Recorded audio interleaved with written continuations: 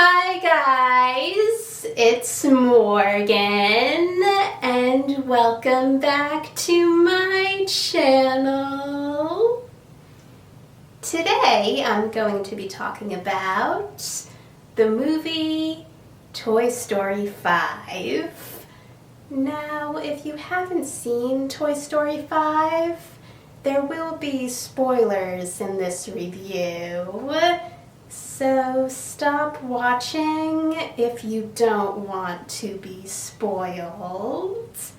So here's my review of the movie Toy Story 5. I felt really sorry for Jessie throughout this movie, since the threat of losing Bonnie to Lily Pad made Jessie think that something was wrong with her, since Bonnie was her third kid after Emily and Andy. So it was really sweet when Jessie found the buried lunchbox and found out that Emily had named her daughter after her, which made her realize that she was important to Emily.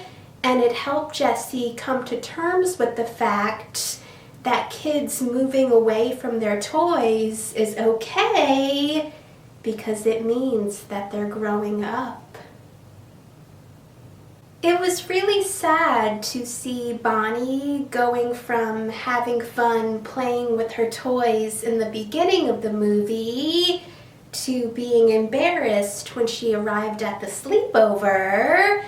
And Chelsea, Heidi, and Cara made fun of her for bringing Jessie and Bullseye, which made Bonnie put Jessie and Bullseye back in the car, and she got out Lily Pad, and Bonnie, Chelsea, Heidi, and Cara played on their devices.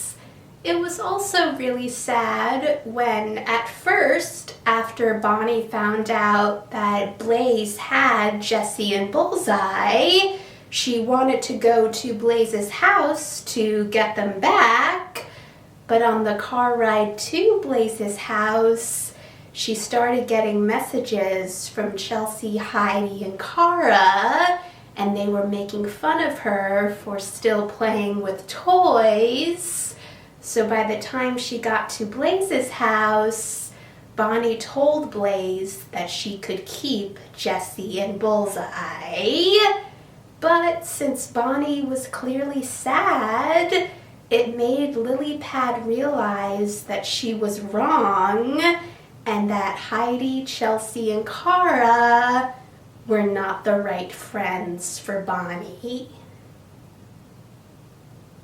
I didn't really see Lily Pad as a villain, even though, yes, she did make Bonnie's dad think that Bonnie wanted him to put all her toys in a box in the garage, but she was doing what she thought was best for Bonnie, and she clearly felt guilty when she realized that it wasn't. And she tossed herself into a donation box. But luckily, Jessie was able to get in contact with her, and Jessie, Woody, Buzz, the other Buzzes, Smarty Pants, Snappy, and Atlas were all able to find Lily Pad, and they all came up with a plan for Lily Pad to send Blaze a message as Bonnie, telling Blaze that she had changed her mind and she does want Jessie and Bullseye back, since Jessie knew that Bonnie and Blaze would be great friends. And at first, when Blaze went to Bonnie's house, it looked like their plan wasn't going to work. But then Bonnie stopped Blaze from leaving and asked her if she wanted to play, and Blaze said yes.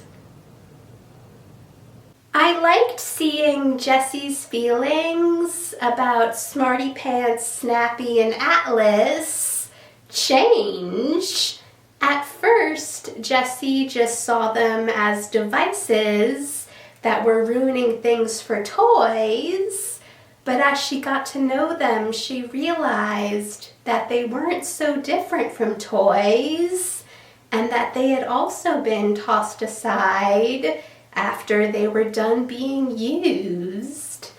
It was also really sweet to see how happy Smarty Pants, Snappy, and Atlas were after Jessie showed them what it was like to be played with.